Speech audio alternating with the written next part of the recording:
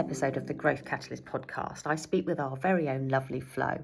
Flo works with data. He's very data driven and has got a really interesting way of finding out sort of unique customer centric problems.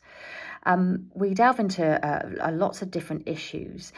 He gives out some really interesting warnings. In the current climate, there's a real pressure for faster profitability. So he gives some hot takes and his perspective on doing some kind of only incremental testing.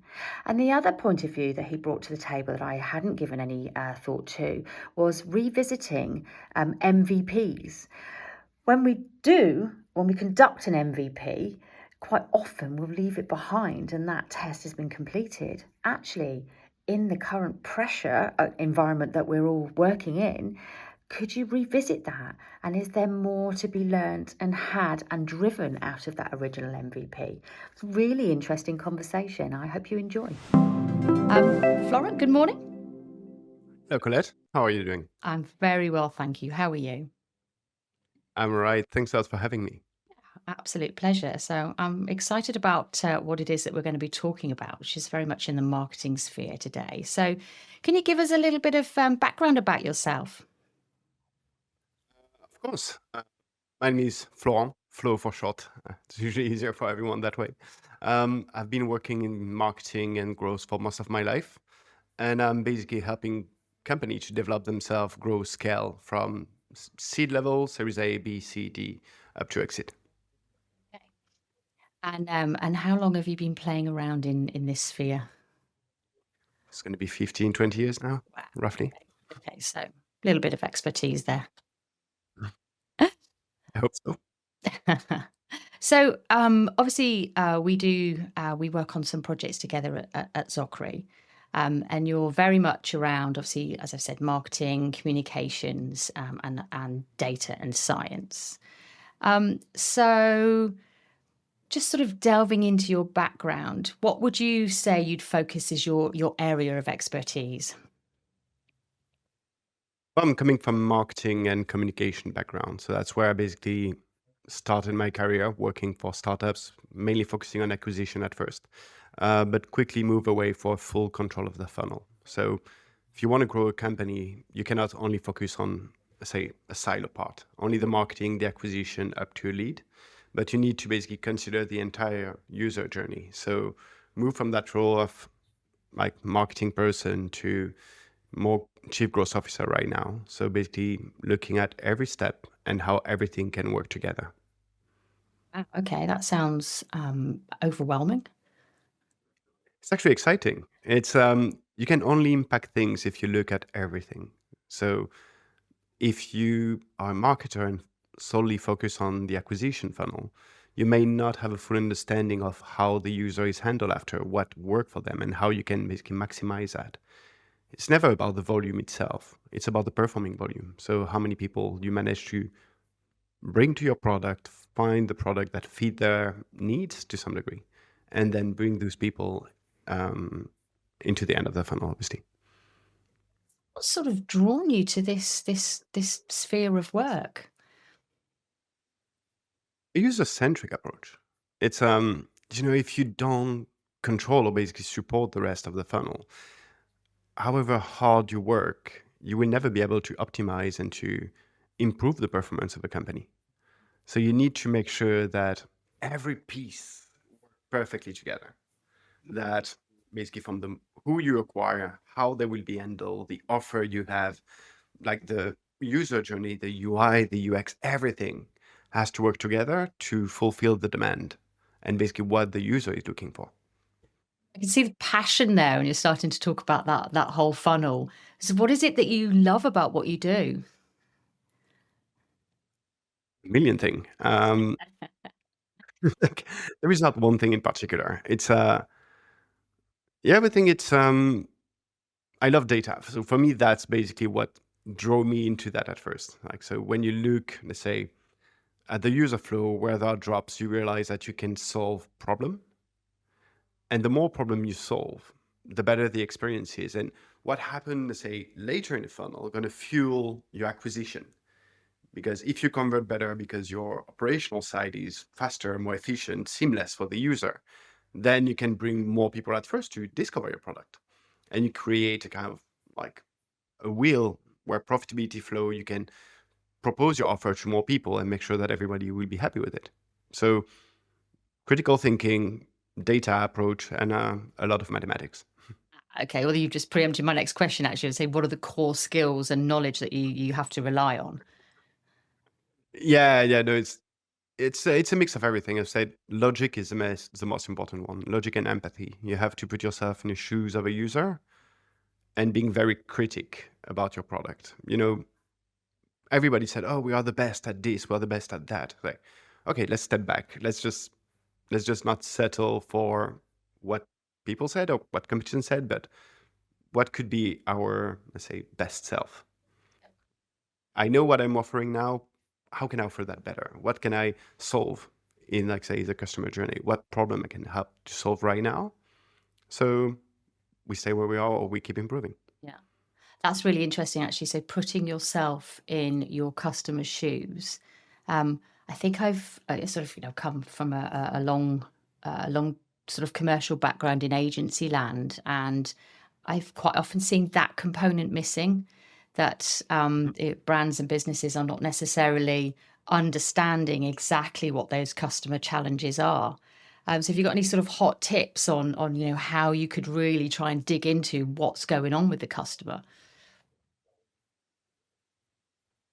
Like I was saying, I love data, and I think there is a big part that play with that. So mathematics do not lie. So if you look deep enough, you will basically start to understand where the problem is. So the drop within your funnel show a part of insatisfaction that the user may have. So from there, you already start to understand a bit where you should focus your efforts. Yeah. Where the biggest drop is, you have the biggest chance to basically solve something for them. So you jump into that, and then you have this basic approach of just wondering why. Why again and again and again until you get the root cause of that problem. So sometimes what seems obvious may not be that obvious. There is this old thing in marketing that we learn at school when we are very young, which is like, okay, you face a problem, ask yourself at least 5 why to get back to, okay, what the root cause of it. If you solve that, then you do not create a new problem in the future or a problem that will reappear a bit later on. Okay.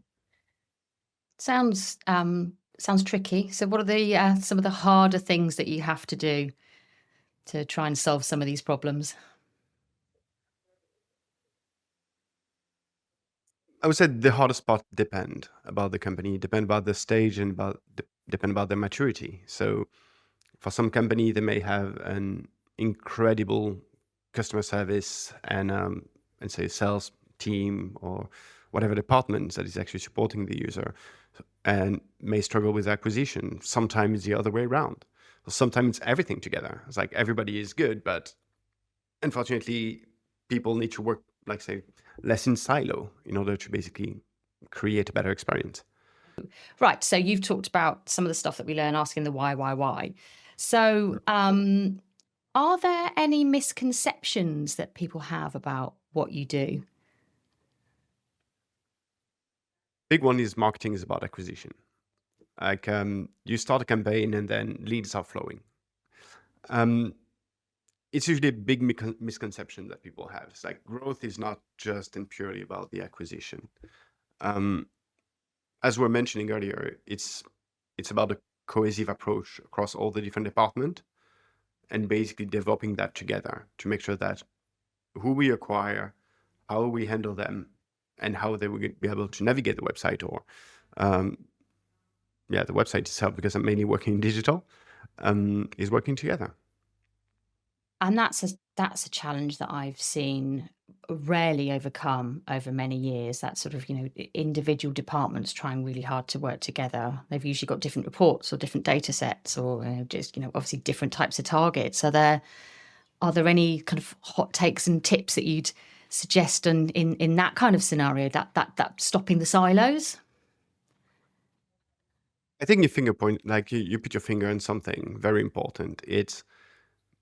in many company, everybody going to have a different data set or a siloed view of what they have, and then we focus all their effort into that.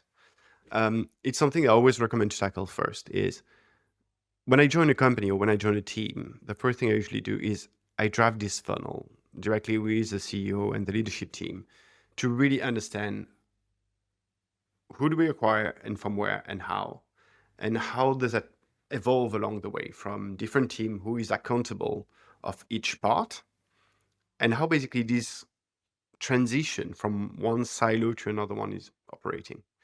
So what you want to make sure is like, it's not only about, okay, I got someone from this point to that point, then your problem. It's not about that. It's you need to consider the transition because everything flow back.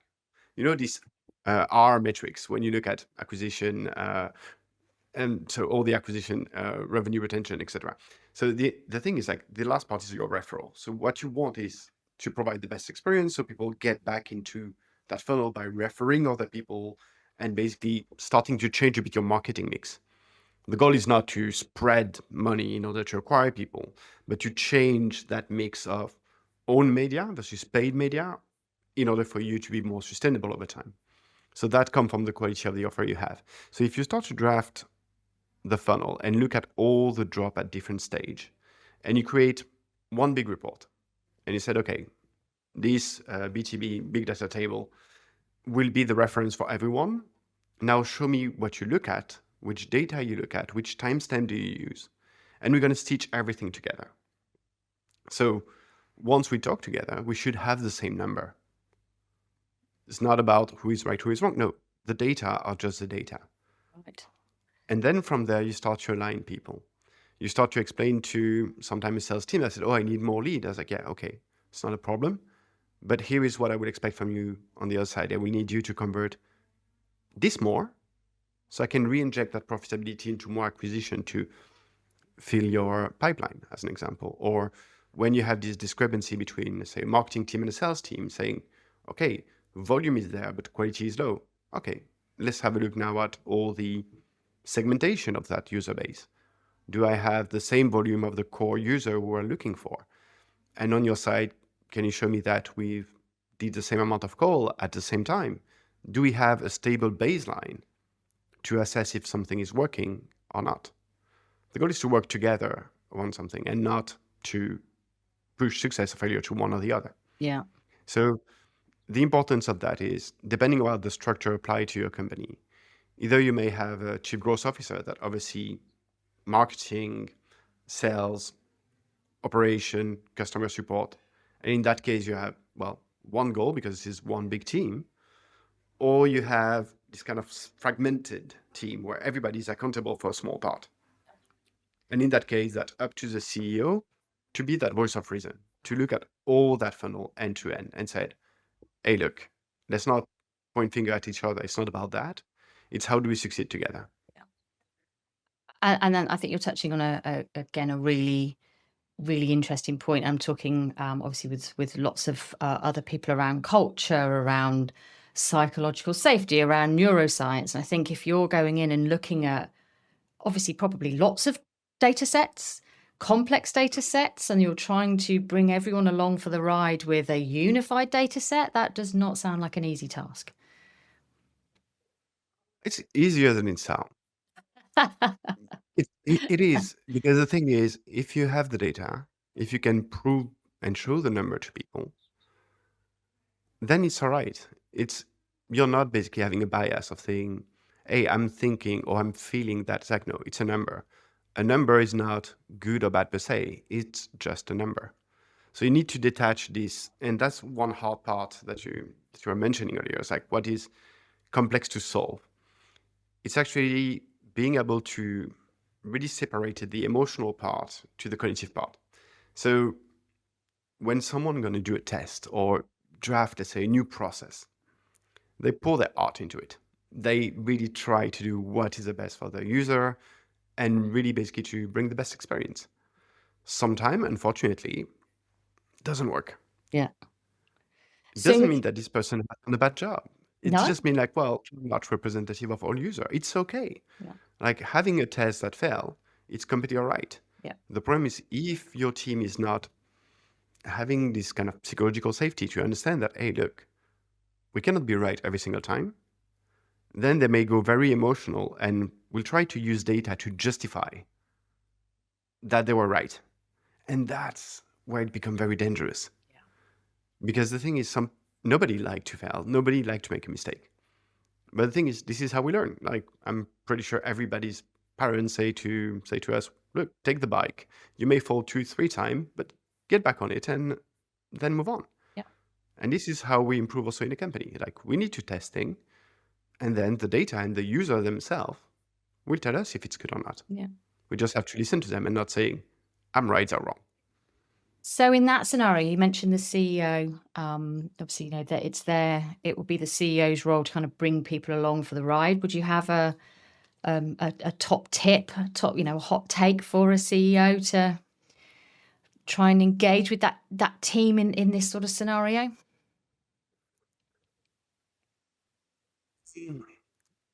Tip will be a bit pretentious. It's really dependent about their business and like say the team themselves, the structure, how the transparency that they operate, and the data literacy of the different team. But like one thing that I really like to do or propose to people to do is say, cool, when is the last time you sat down into, let's say, an operation role, half a day with the team, and you look at how they proceed right now.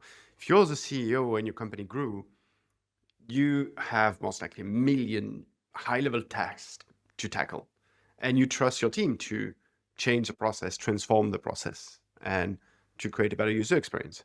All of those one, the marketing will do their things, the sales will do their thing, and adapt a bit the pitching, and you cannot know everything, obviously, because they cannot give you every single thing on a report.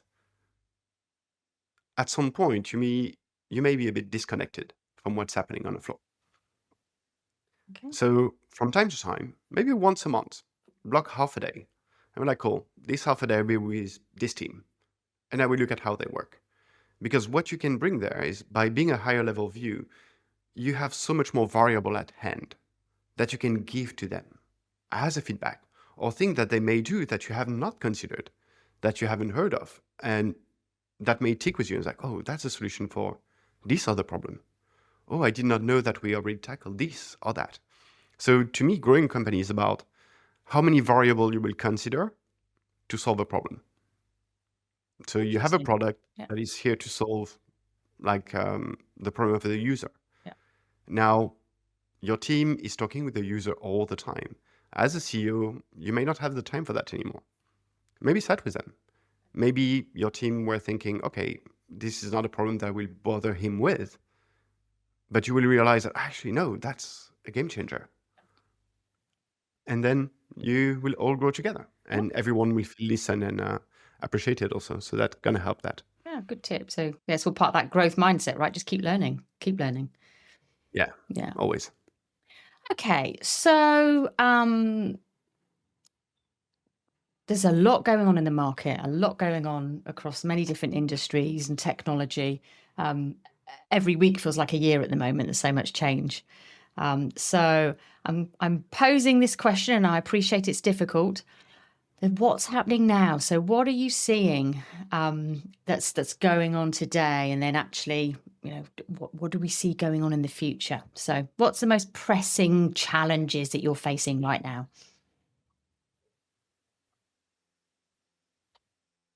Challenges, once again, depending on the company and what they're facing. Now, I think the change in economy and the change in people's mindset is the biggest challenge that I'm facing at the moment. So I've been basically part of that journey of massive growth of all startups. So I was working in the UK, and you were seeing massive fundraising for Series A and company having to acquire fast and move very fast. It was really that time that was very exciting. You could spend a lot of money on test until you basically crack the game and move on. Right now, it feels to me that basically the investment within company has changed. So we see a lot of investment in AI company and etc. But a lot of funds are basically looking for profitability at shorter term that they used to be. So they want company to be more profitable and faster. And that creates a lot of stress on a company, because if you don't have the time to test, to find the right formula, well, maybe you will not make it. And we've seen, obviously, with the current economic, a lot of layoff happening in multiple company, which have created a strong sense of fear as part of the team member. So this psychological safety is something that is very often overlooked by company. They talk about it, but they don't try to measure it properly. They don't try to act on it immediately. And that, like, for me, has led to one major problem. Is if you want to grow company, you need to be bold a bit. You need to try things, or to take a journey where nobody else have been yet.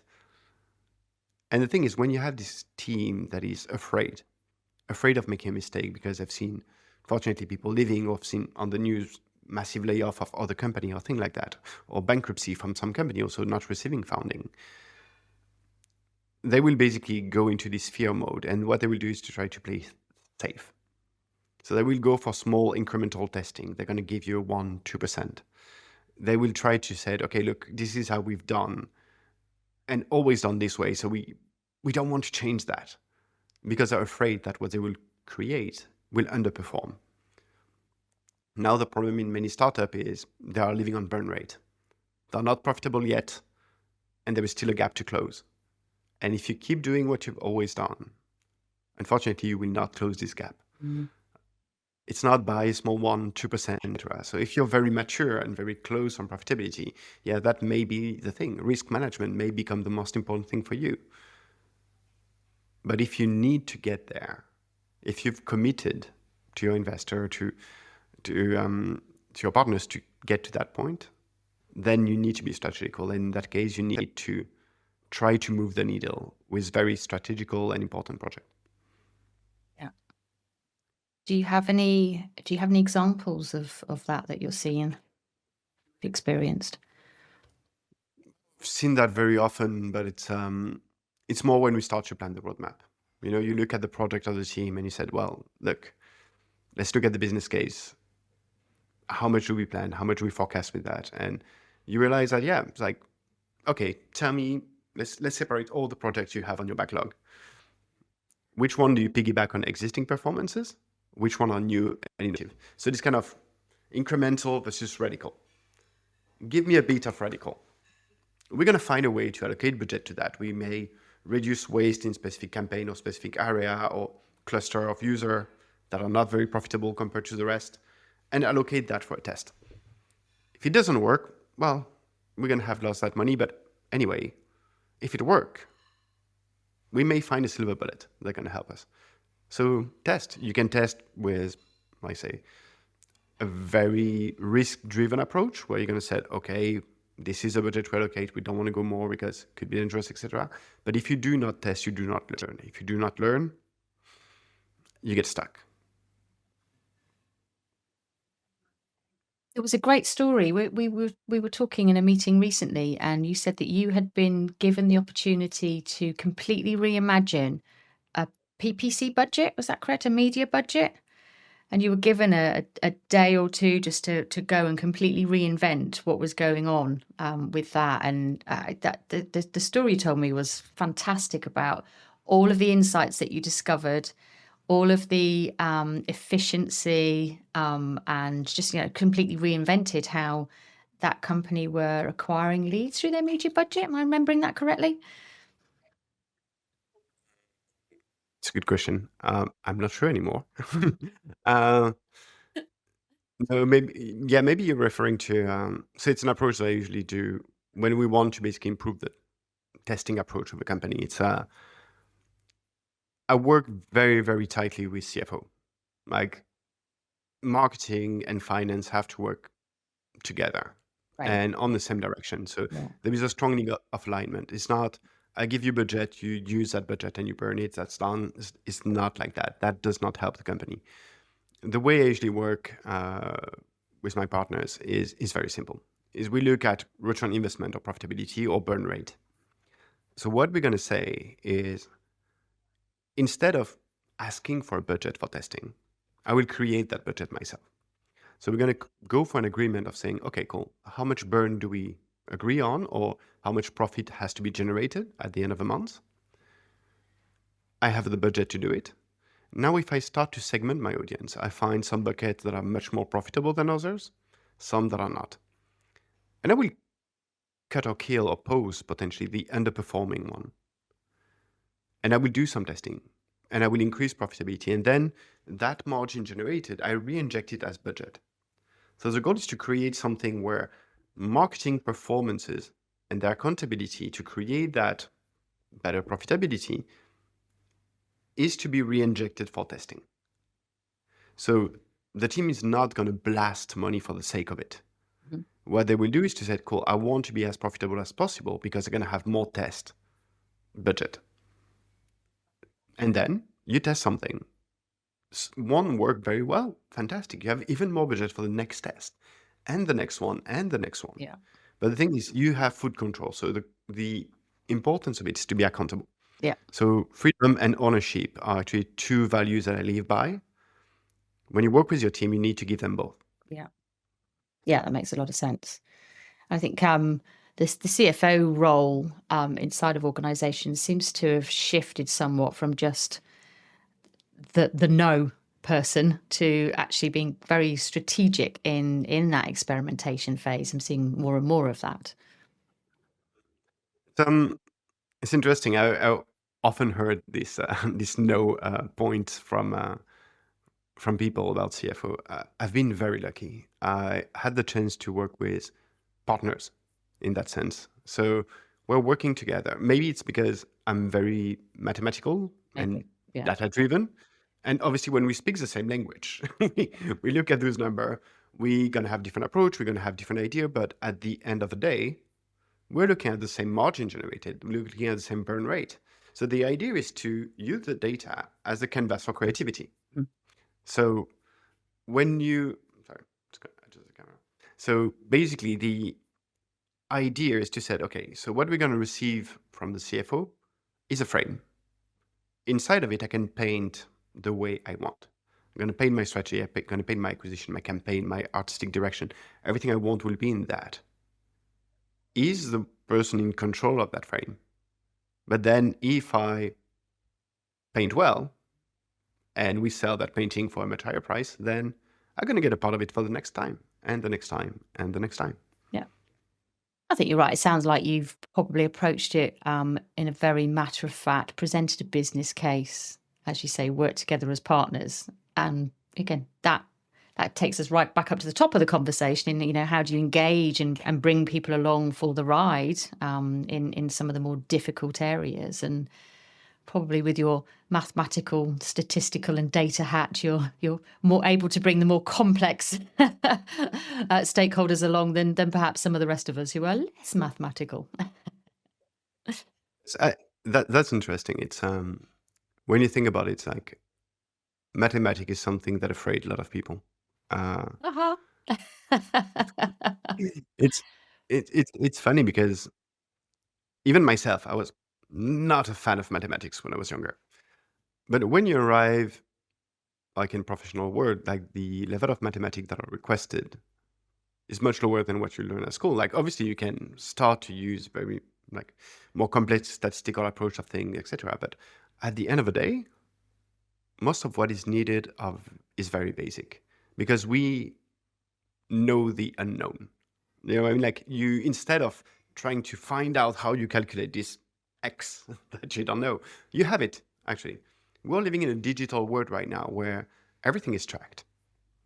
Yeah. So when you start at the beginning, start to capture as many events, as many touch points as you can. You may not need them right now, but maybe in 6 months, that X would be critical for you to improve.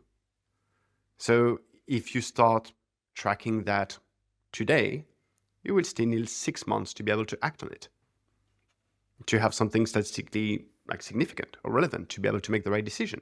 So now, when you start, track even more things than what you need. Don't say, okay, it's for later. No, because later you will need more time to aggregate information to make the right call. So the more you can see, the better the outcome that you will be able to produce. Okay. Okay. So on that point, then, what's a quick win that organisations could sort of pick up and implement almost immediately?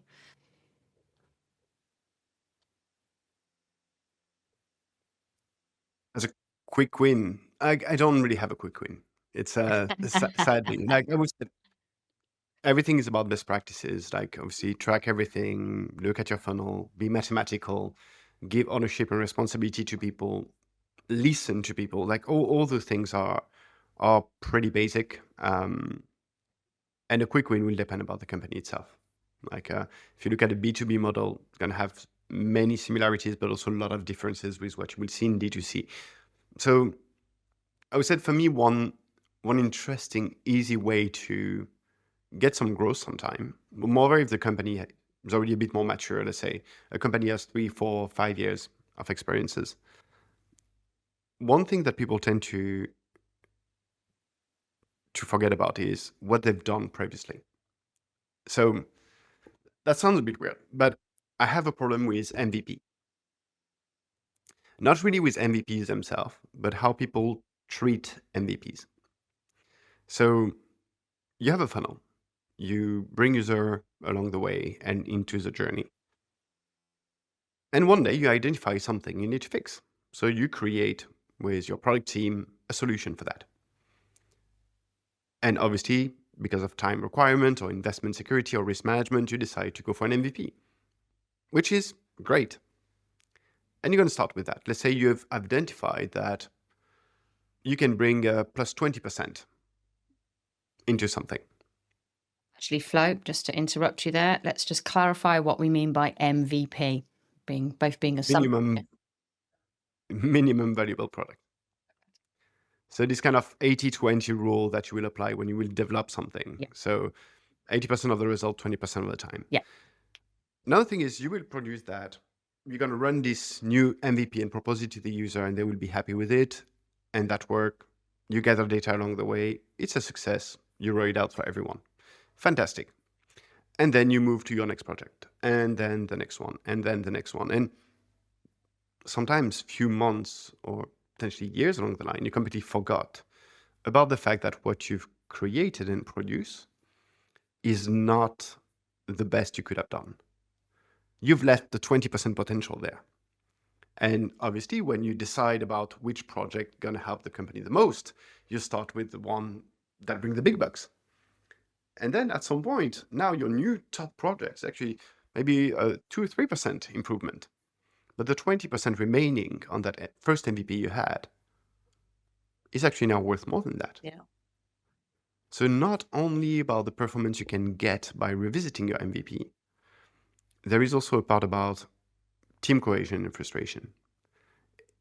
If you basically pour your heart and soul into creating a very good, let's say, product for your user, and you propose that solution to your product team, and obviously due to time and constraint, they're going to achieve an okayish version of it, then you feel left over. Like you committed. You said like, okay, this is what we can get with it. And you get a fraction of that. And moreover for the user, if you think about it, it's like minimum valuable product. So many companies are saying like, look, we offer the best for our user. We want the best services. We want the best quality. And now you tell me that basically the last 20 things you created for them is a minimum valuable one. How does it sound? It's a very good point, having worked SaaS side a couple of times. Yeah, that is a message that I can resonate with. So the hot take there is CEOs or whoever's owning the roadmap, just go and revisit some of those MVP cases and just see, is there anything more to be done with them? Yeah. Said yes. And also like things evolve. People like user behavior is changing over time. So sometimes revisiting them, Yeah. if there were the biggest problem, maybe it's not anymore. Maybe this is great. Yeah. So maybe if you bring that additional layer, you can be even better. Yeah. But yeah, we said, let's stop parking the MVP as a completed project when the MVP is released. The MVP is a milestone. And at some point, it may not be the most important one to finish straight away after success, but it doesn't have to be archived. Very good. Very good. Very good take. Okay, so any questions that leaders should be asking their teams that you would suggest? Show me the data in the business case. I've said that the first one everyone should ask, right? Yeah. Yeah. It's a lot of people have guts feeling. Guts feeling is usually how people connect in their head many variable, and usually gut feeling gut feeling could be very good and could be very accurate. When you ask people to basically show the data that go with it, they will have to rationalize and to look basically in depth. That's something that will confirm sometimes their intuition. Sometimes when someone tell you they have a gut feeling, is just everything is like basically work very well together in their head. They just forgot about why they thought about it. Put that on a paper, then you're going to be able to clarify your thoughts and basically bring something interesting. But yeah, it's show me the data will be the first thing. And we were talking earlier about the incremental testing versus radical. Yeah. Yeah. It's I'm not sure where I've seen that, but I found that incredible. Someone saying this point to say, okay, if you want to create a more inspirational approach of project for your team, so say instead of working on that small incremental, you can ask them a simple question. It's like, okay, if a CEO of another company wanted to poach you tomorrow and try to recruit you, or a headhunter come to you, Yeah. will that project that you just put on a roadmap here will be something that you will mention proudly? Very good. Would you think that this will bring over the line for your next job or Yeah. for your next thing? Yeah. If the answer is no, so maybe you're wasting your time with that project too. Good day. Yeah, very good. Okay, we sort of looked at what's going on right now. What do you think is gonna the next 12 months look like? I think it's an impossible question at the moment to answer, but it certainly invokes some interesting conversation points. So, what do you think? What's happening over the next 12 months? I genuinely have no idea. Like I'm trying to turn that in my head in many directions, and yeah, I'm maybe a bit too pragmatical, but I cannot predict the future. Obviously, we've seen some new technology emerging, and they are here to stay. Clearly, now technology is a tool; it's not a solution by itself. I was having this chat with a CEO this week actually about okay, what's gonna happen next, and my approach to that is maybe the other way around. So instead of trying to invest on what the future will be, which could be good if you have some certitude and if you have maybe more variable around that specific thing than I have. But for me, if I don't know, what I will do is the other way around. I will think about, okay, what will not change?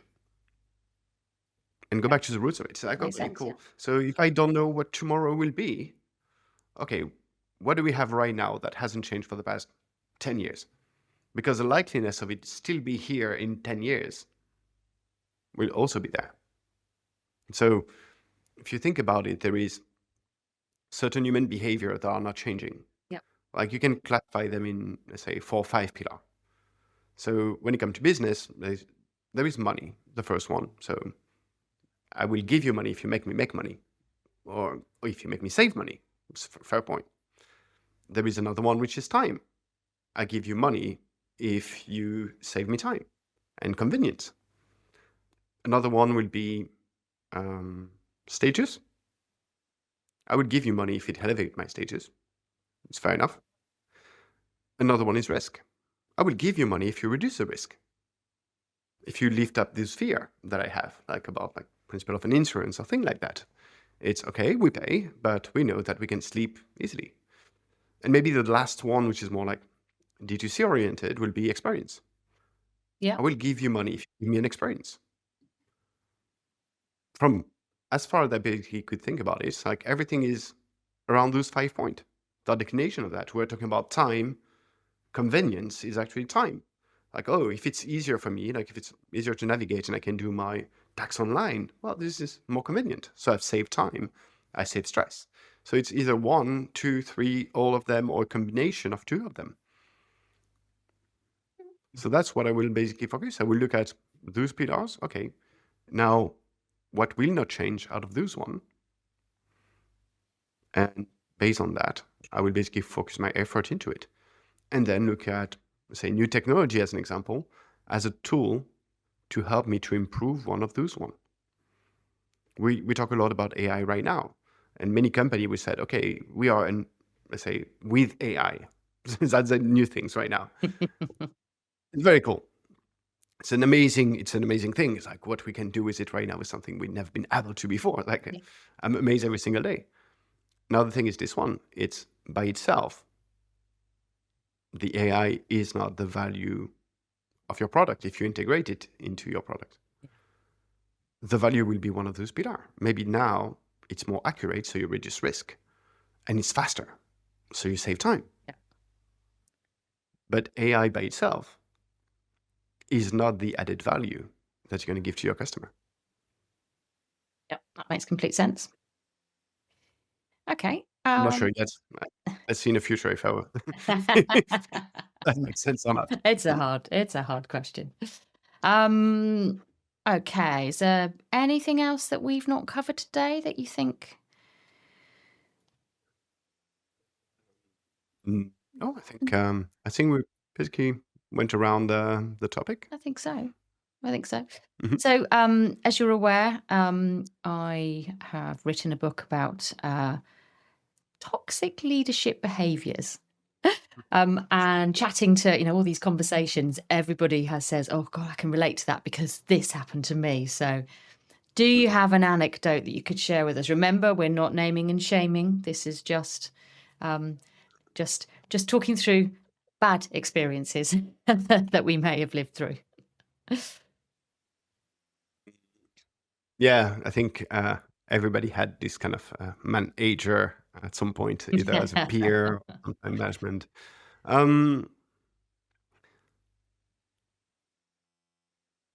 Yeah, those sort of behavior basically taught me a lot about how to basically not do that. So everything that I was seeing that have been done to me in this way, I basically always in part of my head is like, cool, I will never be that person. So to some degree, I'm thankful for that. Uh, but maybe instead of talking about the problem that I've seen, I've also been very lucky to have people that were actually the entire opposite and that have guided me in my career. So some people that I consider as mentor. And early in my career, I was having these two boss. I was really trusting their team. So basically, they created this atmosphere of freedom and ownership. As I call this, we're approaching things saying like, oh, this department, this part of the job, etc. This is your kingdom. So we created together the expectations, say, performance-wise, where we are, where we go, how we're going to get there, what we expect. But from there, if my point of view was different than theirs, we're always ending up at the same point. So we're like, look, this is what I'm thinking. This is what you're thinking. Now, they were saying to me, your kingdom, your rules. So you have the freedom to do whatever you want, but you're also accountable of the outcome. That's nice. Because it will be very unfair to say to someone, okay, this is a target you have to achieve, but you have to do it my way. And you don't even believe in my way, as an example. So no, it doesn't work this way. It's unfair. So the idea is to say, okay, do we agree on this target? Do we agree on that overall direction or where we want to be at the end of a quarter? Yes? Okay, I'm here to spar. I will give you more variable. I will play devil's advocate. But at the end of the day, if this is, like I say, the scope of your role, you are the one making the decision. And is it safe enough? So if the decision wasn't correct, was it a safe enough environment to have learnt from that and move on? Or Yeah, well, that the thing is, the roles of the manager is to bring people through the reflection. So as a manager or as someone that has more experience sometime, you've seen more situation. So yeah, you also consider more variable. yeah, The point of that job is to offer those variables to people, to give them food for reflection and thought. So you don't say, okay, we're going to do this way because I know this, this, and that. You will take their idea and said, okay, but what about this? Oh, very interesting. But how would that work with this type of user, or etc.? Some people will actually come with point that you did not consider. Maybe your variable that you had in your head has changed and is different now. Maybe they said, well, actually, I dig into the data, differential is very minimal, so we'll take a gamble on that. It's a rational thought. And not only, let's say, the person in your team could change their mind, but also yourself. You have to be open to the fact that, hey, they're closer from those users every single day now. Now I have all the problems to tackle, so maybe I'm the one that have to learn. Like, hierarchy doesn't mean that you have to be right. No. It's like, no, everybody's work together. Well, that's the point of employing other experts, right? We're supposed to be learning from them. 100%. Excellent. Well, that was I really enjoyed that. I really enjoyed the way that you would reframe the view of the question. So what does the future look like? I have no idea, but what do I know or do I believe will remain the same? That's a really great way of looking at things and answering and actually just finding some insights in there. Some very good points made. So thank you so much for your time and Thanks to you, your Collette. insights today. I've really enjoyed that.